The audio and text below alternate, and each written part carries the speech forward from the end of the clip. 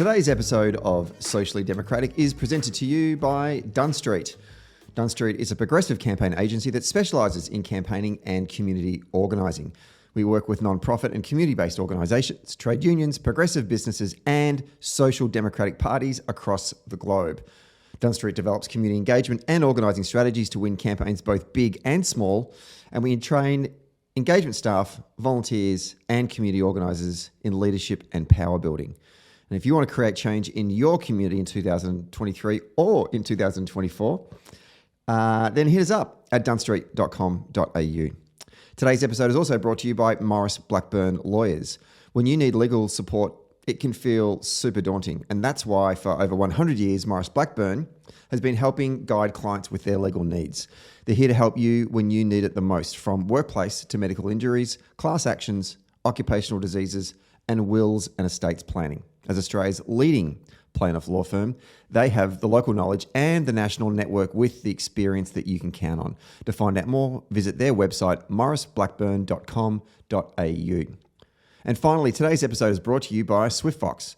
Every moment on a campaign matters. You need the tools that you can trust, lists that are up to date, phone banks that can change minds, emails that drive donations, events that will energise the community both online and offline, and those text blasts that distill your message perfectly. SwiftFox CRM is made for campaigners by campaigners. And to find out more, visit their website, swiftfoxcrm.com, to win your next campaign.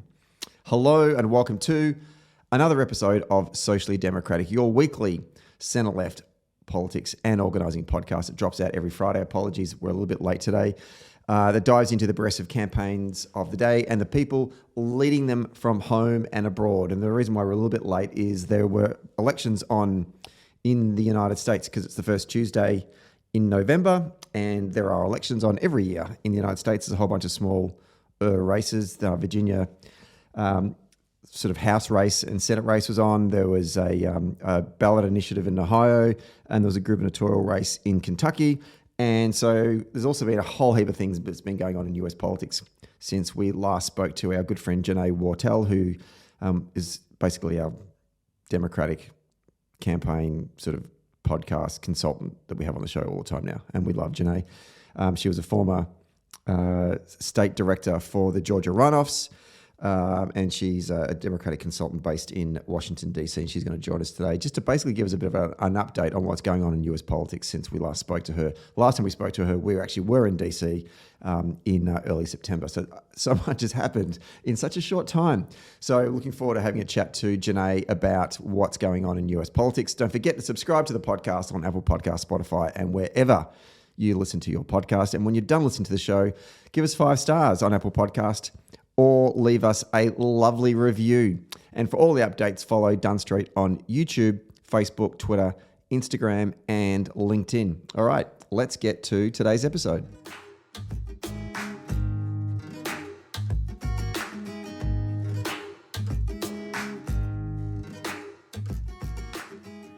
We are taping this one on a Friday morning, actually a little bit late this week for reasons beyond my control. But nonetheless, we are taping this one on a Friday morning in the lands of the Wurundjeri people. And joining me on the line from Washington, D.C. is my good friend. She's a Democratic consultant and she's been she's been given sainthood by certainly this podcast for all of her miracles. Jonae Wartel, welcome back to Socially Democratic. How are you? I'm doing great. It's good to be here. So we haven't spoke since we saw each other in the nation's capital. Yes. And a lot has happened since then. And I just thought it would be a good time to catch up. There was obviously off-cycle elections that happened this week in the United States. Plus, there's been a number of polls come out that started to get folks turning their attention to November next year for the presidentials. There's been a whole bunch of debates that no one seems to be paying attention to within the Republican side. So there's a lot to unpack, and I just wanted to get a download from you about what's happening in US politics. So let's start with the off-cycle or out of cycle elections, because I think a lot of Australians don't realise that every November there is always elections in the United States. That's why we love US politics, because there's always elections, and those who are into elections, then that's the place to be. What were the big races that were happening on Tuesday that we were all going to pay attention to, and then let's unpack some of those? Yes, well, it was a big night in politics. It's been a big couple of nights in politics. I think, looking at Tuesday's election results, it was a big night for Democrats, right? We saw in Virginia that um, the House of Delegates flipped and is now in Democratic hands. And Democrats were also able to hold on to their majority in the state Senate. That's huge because that denies Glenn Youngkin a trifecta. And we all know that Glenn Youngkin, since he became the governor of Virginia, has had some really dangerous policies and dangerous ideas. And there was, as you might know, talk of him potentially running in 2024. And so I think last night was an opportunity to stop that ambition in its tracks. And so I think we're all better for that.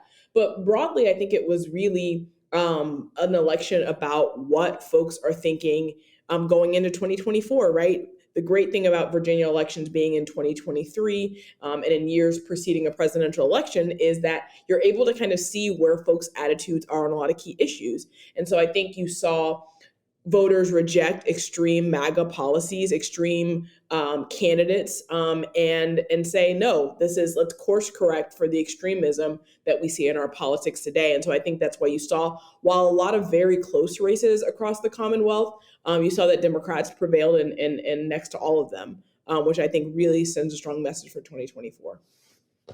It's interesting. So I feel like when we spoke about Youngkin on previous podcasts, his rise to power kind of spooked the Democrats a little bit, because he talked about, at the time he was talking about local issues. They run a good campaign. He was addressing the concerns of voters, and he was rewarded, certainly in his election to the governorship in Virginia. It's nice, I guess, maybe is it reassuring to see that Virginian voters have started to come back to the Democratic Party, and Virginia is such an important state leading into a presidential year. Yeah, I think that's right. I think for a while we were all a bit worried about Virginia, right after the loss, Democrats losing the governor's mansion and Terry McAuliffe, unfortunately coming up short. I think a lot of people were concerned about what that was going to mean for the trends in the electorate, right? And you saw that they were on the front lines of a lot of this book banning and critical race theory conversations. And that's really been something concerning, not just for parents, but for voters and for people who see the promise of the Commonwealth, and they see the diverse electorate there, and they see what that represents as kind of a microcosm of the American electorate. And you get concerned, right, about the direction of the country. But I think that when we see the rejection of those policies through electing more progressive local representatives, local members of the House of Delegates and House of Senate. And then you look at what's happening in Kentucky, where they also are rejecting extreme MAGA candidate. I think what you see is kind of a leveling of what was for some time kind of this really polarized political environment. And again, we're not out of the woods yet, right? We've still got a whole year's worth of election and campaigning, and who is on the ballot at the top of a ticket for the Republican Party. So there's much to be concerned about, but there's also a lot of work to be done. You mentioned Kentucky, hardly the heartland of liberal politics. There was but you never know, things can change. Yeah. Speaking, you are from Georgia. So there was a gubernatorial race there. The governorship was up for election. Set the scene for that particular race, and why was this particular result significant?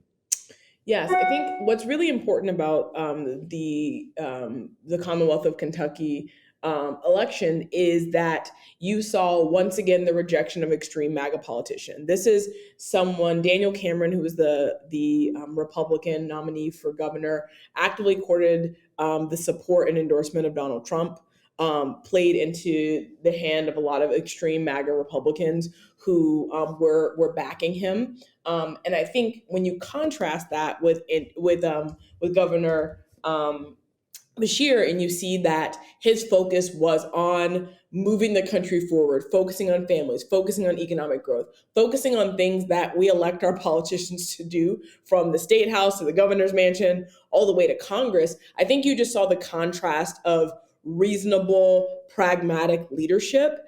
And in this age where it just seems like every chamber that you look at, the halls of Congress are just filled with obstructionism. I just felt like people said enough of this, right? And so I think that that's really what that win represented. And you also have a governor, Governor Bashir, who was reelected, who was one of few Democratic governors to be reelected, not just in his state, but recently. And so you think you see that, and you see that, like, the electorate of voters, whether it's Kentucky or elsewhere, want a steady hand of leadership. They want politicians that focus on the issues and the policies that affect them most. So that's what I really draw and extract from the Kentucky results. And also proving that it wasn't a fluke as well. Yep. Like, it was just there's a one-off to back it up and then get reelected suggests that this is, there's something going on in the community, right, in terms of attitudes towards what the Republican Party are presenting and what the Democrats are presenting. Yep, absolutely. A very clear message was sent last night, and I know that for any pundit or a consultant or anyone kind of picking apart the results, I think that is an undeniable theme. So the other one I wanted to ask you about was the Buckeye State, Ohio. There was a what do we call it? Referendum.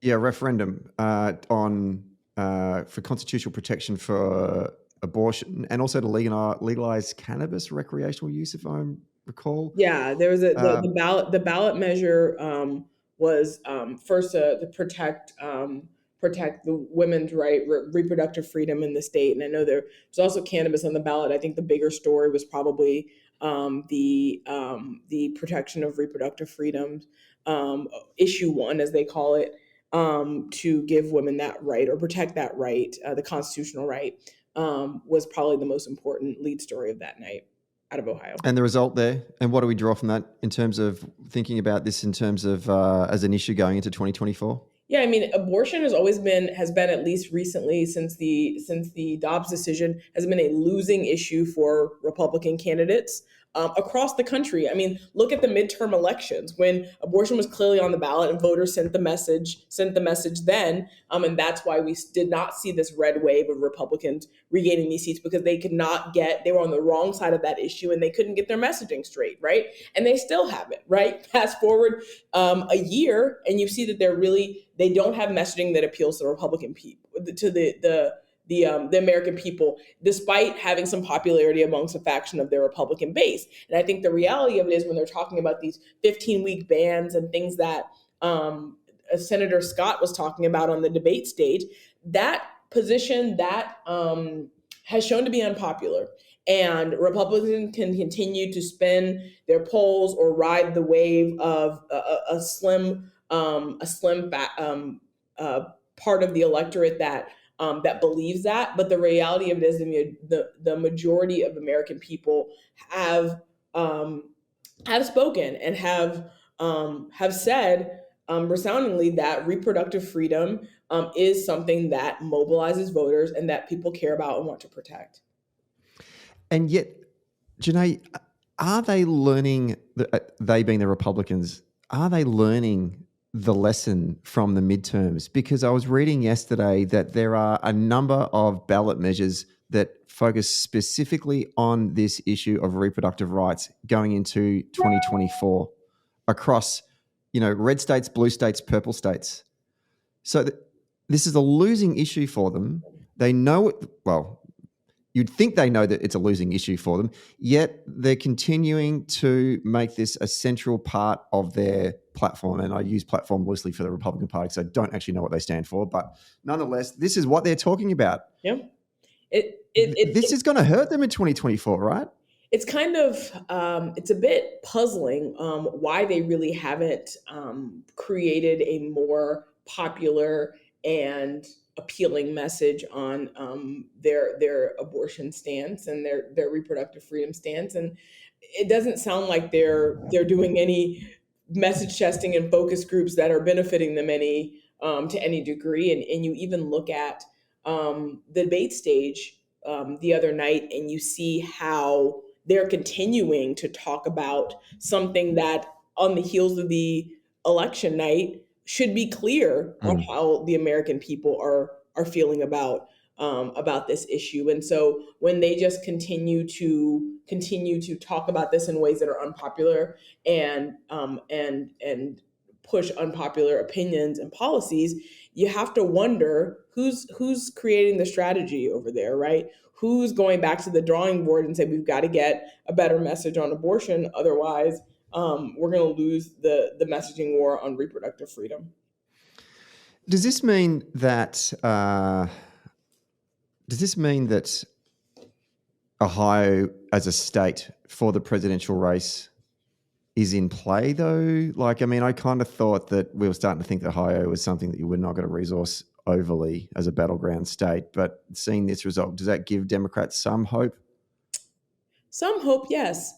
It's no secret that in recent election cycles, we've been trending backward with Democratic performance in Ohio. And so I think that, with Sherrod Brown on the ballot this year or next year in 2024, there is definitely a chance for us to increase and mobilize, increase turnout and mobilize more voters in that state. And so I think that the Democratic Party and their overall strategy will put some additional resources there.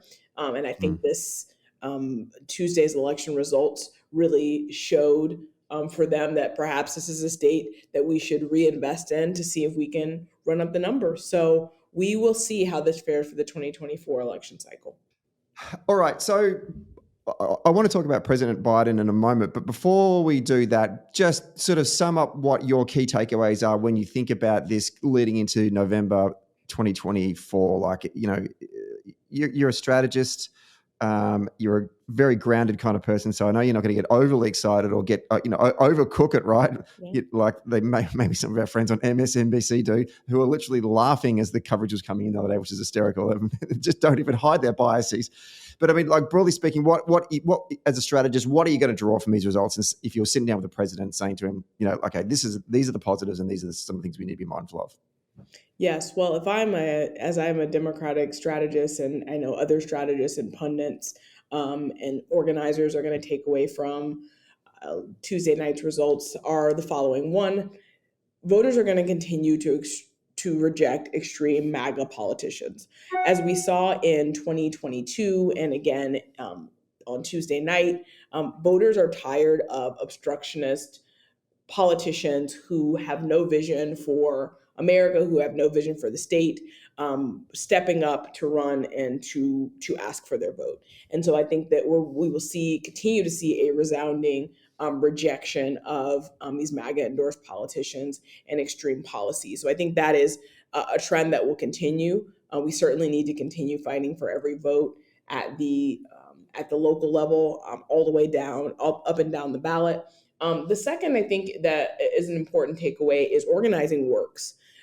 We saw a lot of incredibly well-ran campaigns at the legislative level in Virginia. The Ohio ballot measure they were successful in protecting reproductive freedoms because of the organizing work that went into turning out the vote.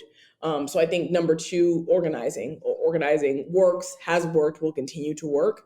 And we saw that, we saw a testament to that in Tuesday night's results. And so I think that that's a second takeaway. I think a third takeaway is that Democrats have to continue messaging what's at stake in this election. I think that when voters are faced with the issues, when voters are faced with the choices, when voters are faced with the contrast, they will continue to be engaged and make the choice of the politician that's going to fight for them, that's going to protect their economic future, that is going to bring resources to their community, that is going to continue to fight for them. And so I think when you present those contrasts through your messaging, through policies that reflect that reality, that you're going to see Democrats continue to win time and time again. And so if we stay focused on those key takeaways, on those key principles, I do believe that we will continue marching toward victory in November of next year. Lovely. The recent polling came out comparing Trump and Biden head to head in a number of key battleground states. And the numbers didn't look great because Biden was trailing in a few of them. Are we worried about this? Well, I'm sure I'm not the first to say it, but I do have to say it, that polls are a snapshot in time, right? We're over a year out from the election. And I think it's important to know that and remember that there's a lot that can happen in a year. And so you can't read so far into these polls to draw, the fullest of conclusions about what the outcomes will be. But I think that it's important to know that Donald Trump has a very loyal base of support in the Republican Party. We see that even try as they might, that no Republican candidate is even touching him in terms of polling on the Republican side in the primary. And so he's basically had, a really easy climb in terms of his popularity amongst the Republican voters, right? And even in some of these key battleground states, his support has pretty much been able to to increase in places where he's a known quantity. His voters and his supporters are there. He is essentially the de facto Republican nominee. I think where Biden has had to govern as the sitting president, has had to work to repair the economy, has had to address some of the biggest crises and issues in our society today. He's obviously going to take a couple hits when you have to govern, right? And so I think that as he continues to deliver for the American people, especially as we continue to get closer to the election, I think you will see his popularity continue to scale up, and his heads-to-heads with Donald Trump will continue to improve. And so, again, so early in the cycle, I think that anyone who's reading those polls and saying Joe Biden's doomed, they don't know Joe Biden, because he is a fighter and he has proven that he can win in these tough battleground states. I read the New York Times this morning that Jill Stein, the Green candidate who ran against our man Barack Obama in 2012 and against Hillary in 2016, is going to put her hat in the ring and run for president in 2024. Do you think this is a problem for President Biden? Well, look, I think that President Biden has built a coalition of folks who who trust the president, who have relied on him to deliver for them on key issues that matter. I think independent candidates having to kind of pull away support from President Biden is going to be tough. We don't know if it's going to be 1%, 3%, 5%, what percent that Jill Stein will get in this next election. But I do believe that the coalition that the campaign is building can withstand a third-party candidate. So despite her inevitable entrance into the race, I do think the Biden coalition will hold strong and continue to even expand.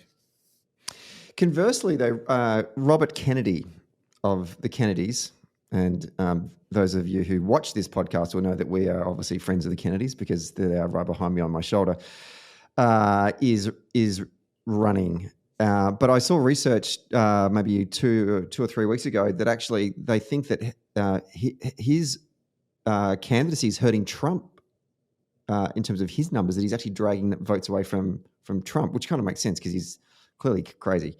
And it'll probably appeal to that kind of crazy vote, right? But well, there's a surprise because is he normally running as an independent or as a Democrat? I can't ever get around that. Yeah, I mean it's a little confusing. I do think that for people looking for kind of a novel candidacy in a way, or people are looking for something maybe different, or there's some appeal there, I think that hey, there's a chance that he will garner some support. I do think it's interesting to think that you're pulling votes away from Donald Trump, right? Because he already has a very particular kind of appeal and folks seem to be attracted to his brand and his style of leadership. So it's very interesting to see how that's playing out. I'm interested to see with more polling and as the election cycle heats up for 2024, if that changes, if that moves with how things are progressing with Donald Trump, with how Biden is governing, finishing out his next term or his current term, how that will move and how that will shift as attitudes in the electorate starts to shift. So I'm interested. I feel like I don't have the right solve there, but it's peculiar for sure. Well, maybe there's some voters within the Trump base that are going, you know what, Donald Trump's not crazy enough for me, and Robert Kennedy's my kind of guy. Maybe that's what Yeah, Kennedy's slogan should be. I'm yeah, your kind of yeah. crazy. If you were putting Donald Trump on a spectrum and then there were people who are looking for arguably more crazy and you haven't found any sort of satisfaction in the alternatives in the Republican base, I think there you go. We are going to talk about more crazy in a moment, which is the Republican Party. But one more question about our side. I also saw today that Senator Joe Manchin, who's the senator for West Virginia, obviously a very, very red state, is not going to recontest his seat at 2024. Is that Senate seat now gone to the Republicans, do you think? Well, it's interesting with Senator Manchin's announcement. I think what's curious is, Democrats now have a bit of a tougher job maintaining a pretty slim majority in the Senate. And so I think that is for some folks troublesome. And I think a lot of people are curious as to what Senator Manchin may be up to when he leaves that Senate seat or on his way out. But I think that it's going to be interesting to see if there are kind of who rises as options for successors.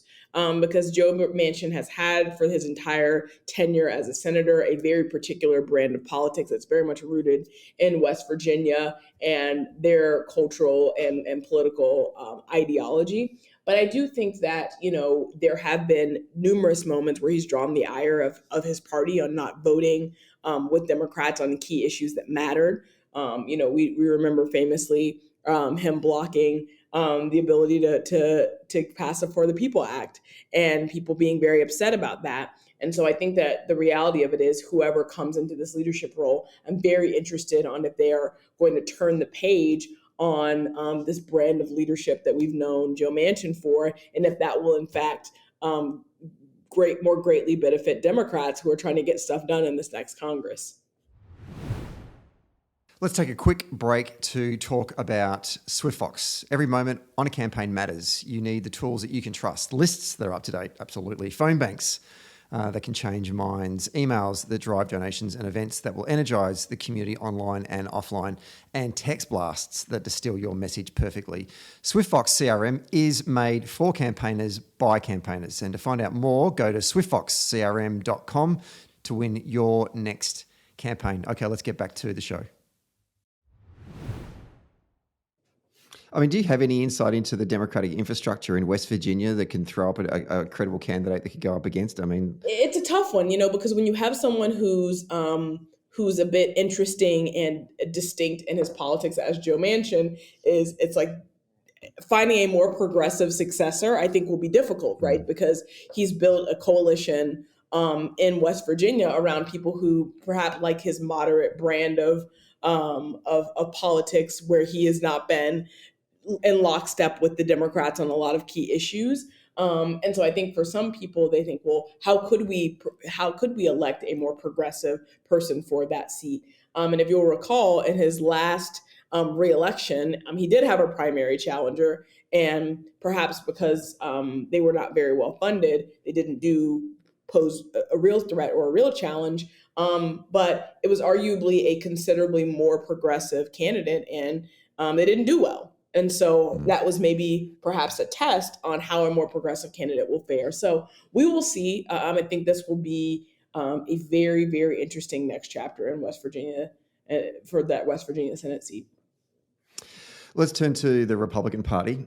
And I want to start with what's going on, or what had been going on in Congress. And for our non-United States listeners, it was almost the conflict in the Middle East completely overshadowed what was happening in Congress, with the Republican Party imploding in first of all, undermining their speaker and then struggling to come up with a candidate to replace the speaker that they knifed in the back, or maybe they knifed him in the front of the chest. I don't know. But either way, where do we begin here? I just want to get your thoughts on watching this from, inside the Beltway and seeing, what was Washington like in these weeks whilst the Republican Party were ripping themselves apart? Well, when you say so much has happened since we last talked, the laundry list of things would of course include the speaker's fight, which was nuts. And when it was apparent that that this was going to devolve into kind of this infighting of different factions of the Republican Party, I thought, here we go again. The ousting of Kevin McCarthy wasn't even a recent memory, wasn't even a fading memory yet until here we are again, right? And I think it's no surprise to anyone that the Republicans can't decide who they want to lead them, right? They are a party that's been essentially operating in factions for quite some time. And I think that, obviously the politics of Donald Trump have exacerbated that reality. But, I don't know that if there's not an opportunity for them to stab Congressman Johnson in the back, that they won't, right? There is no pledge of loyalty and fidelity to him, right? I think all he needs to do is upset one wing of the party or the other, and he could be next. I think it's a dangerous precedent to set, right, for your own party, that you are not willing to put full faith and confidence in any particular leader, especially the leader of the House of Representatives. So, I think the way that this process went in deciding on Mike Johnson is essentially, I think, can be exactly its undoing, right? And so I do think that he's there on a tightrope walk.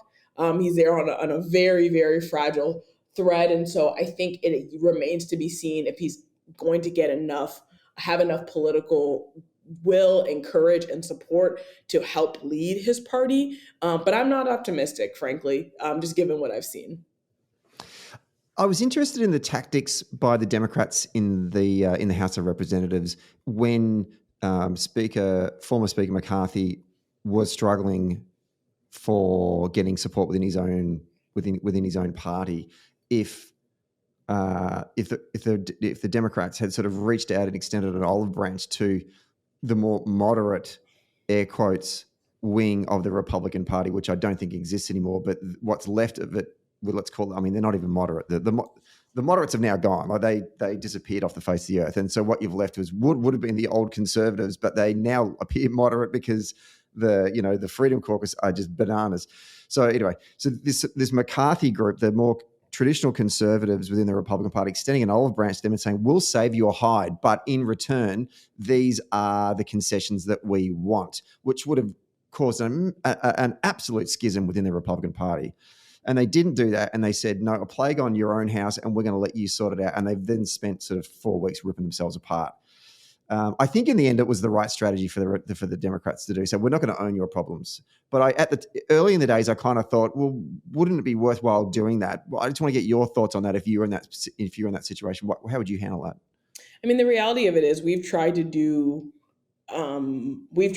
make deals and create bipartisan consensus on a number of issues, right? And those things have fallen flat. So when you talk about trying to work with them to get a reasonable, to get a speaker that we can all get behind and build consensus there, it's difficult with this Congress, right? And so I don't blame Democrats for saying, listen, this guy is your problem now, right? Because for all of the days and the weeks leading up to it, they've wanted to kind of work with Democrats on virtually nothing, right? And so the idea that we're going to magically come back together and try and, find a speaker that we could all, kumbaya around is just not the reality. He's not even got a consensus built around his own party, right? And so for us to come into what is clearly a fractionalized decision-making process and say, let's try and mend this, seems a little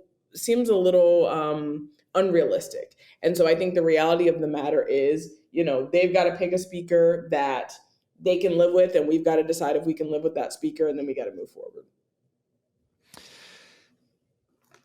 One of the things that I took away from the whole catastrophe was the speeches that were being made on the floor of the House during the speakers' debates by various wings of the Republican Party. If you're a creative content ad maker for the House races in your district in 2024, there's your ad right there, because they were just absolutely ripping each other apart. How much is this going to hurt the Republicans in terms of them holding on to the House in 2024 when they're clearly proving to the American people that they are incapable of governing? Right. If I'm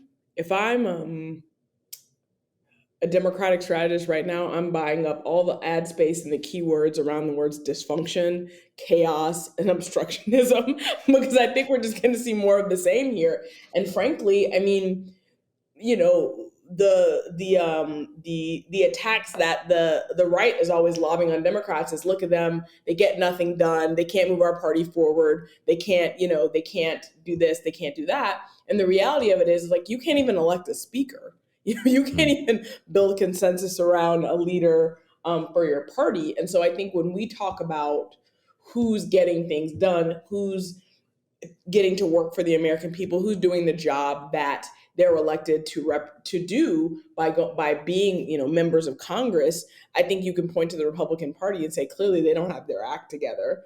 They've been holding the government hostage. I mean, let's not forget that we were spiraling toward a shutdown and may still, in fact, be, not far from that reality. And all the while can't pick a speaker. I mean, that's just case one and case two to be made, that the Republican Party, they did not come to work.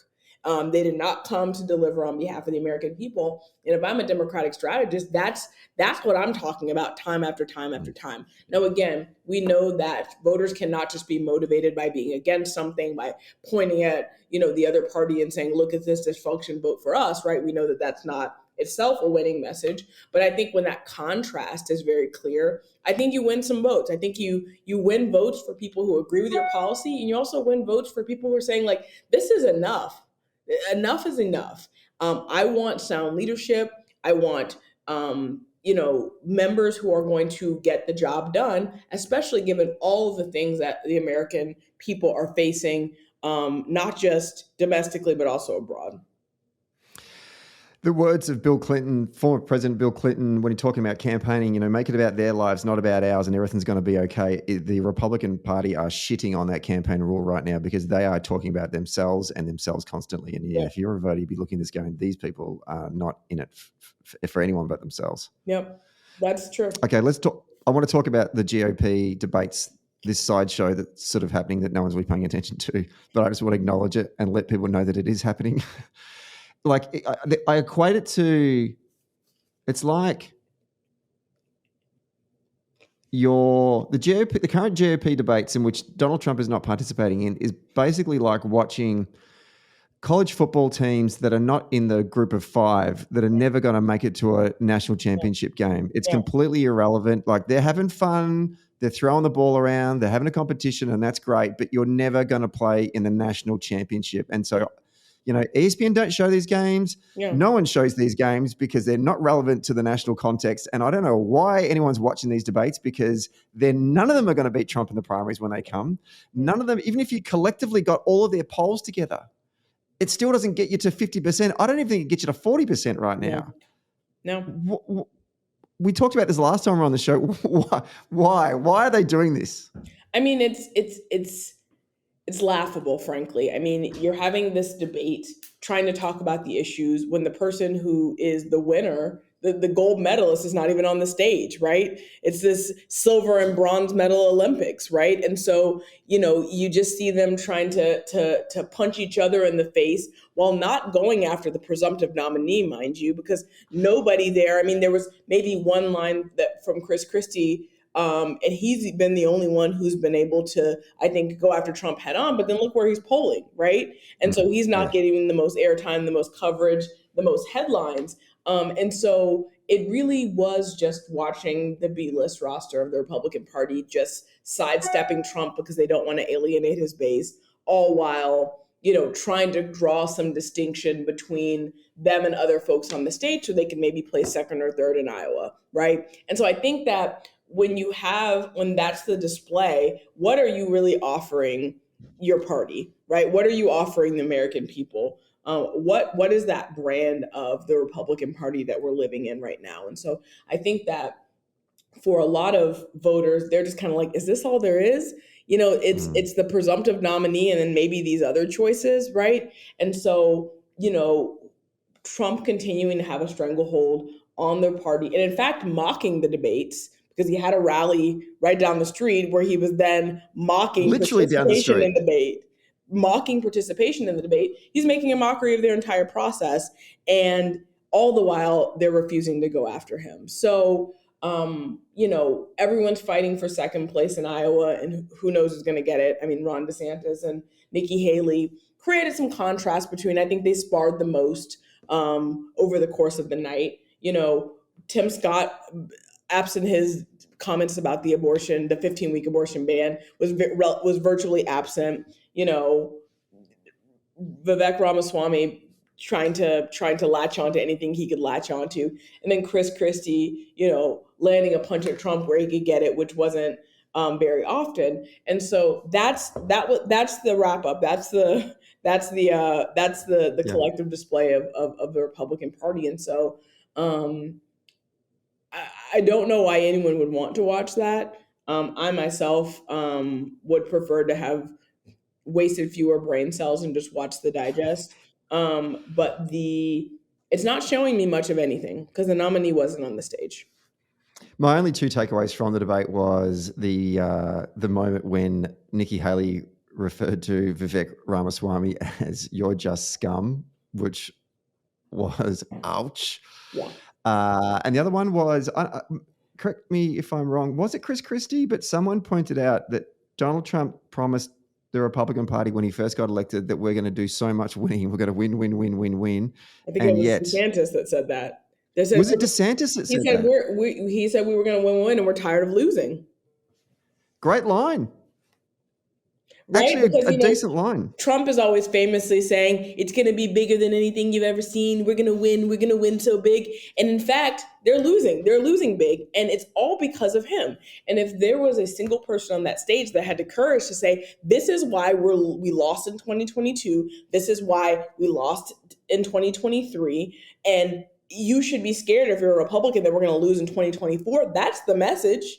He's costing us legislative seats. He's costing us ballot initiative wins. He's costing us governorships, right? And the totality of the loss over the last 2 years, I mean, let alone the loss of credibility of what it is to be a Republican politician, then when you total those losses, you can see that Donald Trump is bad for the Republican brand. But no one has the courage to stand up and say that. And until they do, we will continue on as we have been.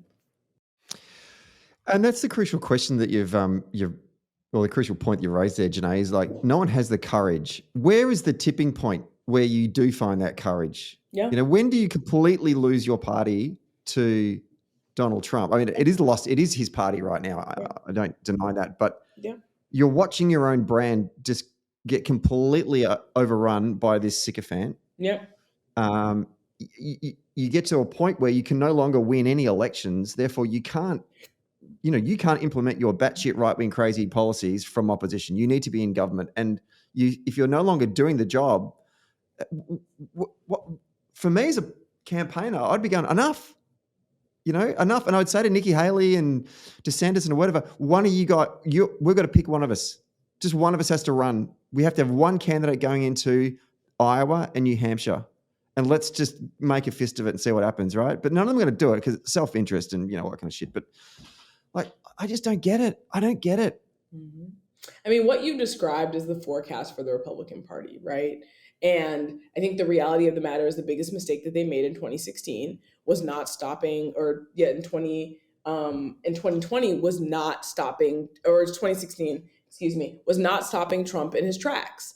And I think I'm really interested to see how this progresses, because as we get closer to this contest in Iowa, are you going to find that they make a play to kind of consolidate or bow out of the race and try and throw their support behind each other? But as you said a few moments ago, even that collective support is still less than the 50% that they need to stop Trump. So you consolidate your support behind a Nikki Haley, a Ron DeSantis, and then what? And so I think the reality of the matter is the time to stop Donald Trump was years ago. And they failed to do it. They failed to, after his 2020 loss, after they saw what he did to the midterms in terms of endorsing all of these candidates that cost them greatly. They should have stopped him then, right? Yeah. And they've let this go on for a whole nother year, even in the midst of these indictments. And now it's far gone. And so I think the reality and the potential for them really reclaiming their party, reclaiming the supporters who have supported Trump and bringing them back into the fold and kind of off of the fringes is going to be very, very difficult. And I would say damn near impossible this election cycle. And the only way I can think of this ending is that Donald Trump actually ends up in jail. Like, what if he does? Because every time he keeps on losing a presidential run, he'll just run again. Yes. I assume anyway. Yeah. I think he's psychotic. That's what he'll do. So the only thing that can stop him is actually if he ends up in jail. And we've got a 1 in 6 chance, really, basically, because there's 6. There are 6 trials that he's facing right now, and 1 civil one. They got to get one of them right. Yeah. Yeah. I mean, that's one can only hope. Unbelievable. It's baffling. It is absolutely baffling. It's like a car crash. You can't look away. We are living in... Is there any other thoughts or reflections you want to take up before we wrap up? Have we missed anything that's happened in the United States? I mean, that was quite the list, right? It was. And I said this would only be a 30-minute podcast, and this is 43 minutes already. Like, Right. We've got the Republican debates, Joe Manchin retiring, Donald Trump and the indictments are continuing to play out. A big night for Democrats. I mean, the gamut, right? And so I think we've unpacked just about as much as we can handle unpacking tonight, unfortunately.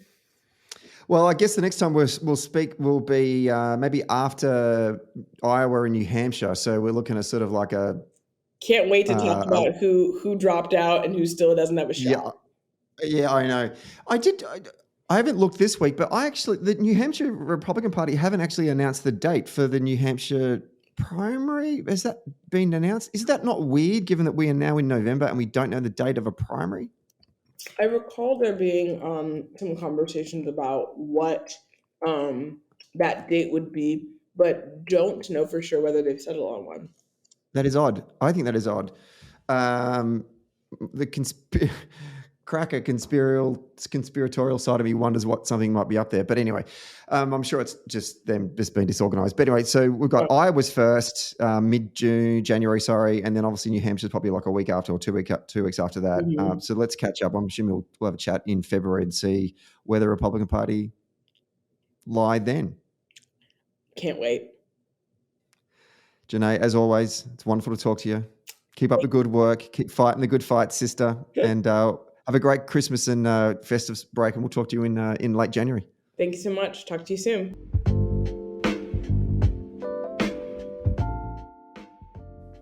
Hey there. Thanks for listening to Socially Democratic. Did you like the podcast? Hit the follow or subscribe button and be sure to leave a review on Apple Podcasts or Podchaser. And to get all the latest updates on Socially Democratic, follow Dunn Street on Facebook, Instagram, Twitter, and LinkedIn. And we'll see you next Friday.